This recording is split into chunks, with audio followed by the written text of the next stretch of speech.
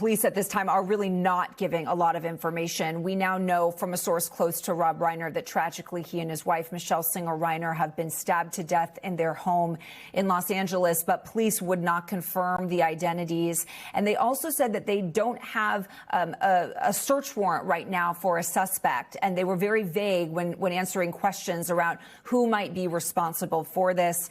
They said that they need to get that search warrant and then they'll begin a full investigation.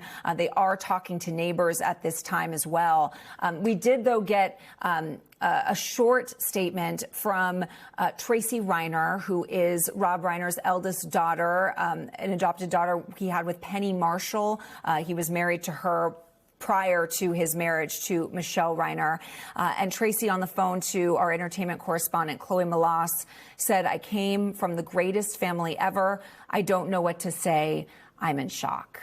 And I think that's going to be the sentiment around the world tonight, Jessica. Liz, during that press conference, did police say who found the couple or perhaps who made that 911 call?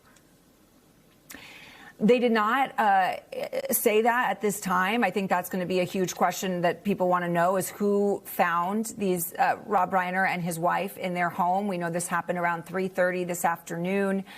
It's Hanukkah, so the family may have been celebrating or beginning a celebration around the holiday. Rob Reiner is Jewish. We don't know who made that call, but whatever that call, whatever was said on that call prompted the homicide investigative team to arrive on the scene. And there remains and continues to be a very large police presence there tonight. You know, this death of this couple not only sends shockwaves through L.A., through Hollywood, but really through the country, because it wasn't just his impact on Hollywood, right? It wasn't just the movies. It wasn't just the TV and film.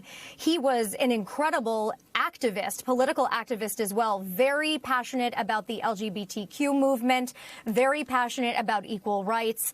And I'm curious if you can tell us more about the conversation that I know you had with him in September, where I know he really made a mark on you.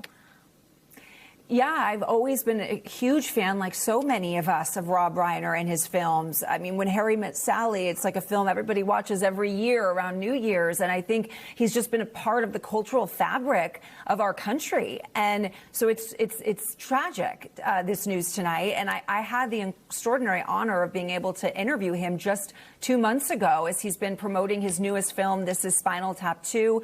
It is the sequel of his famous mockumentary from the 1980s. This is Spinal Tap.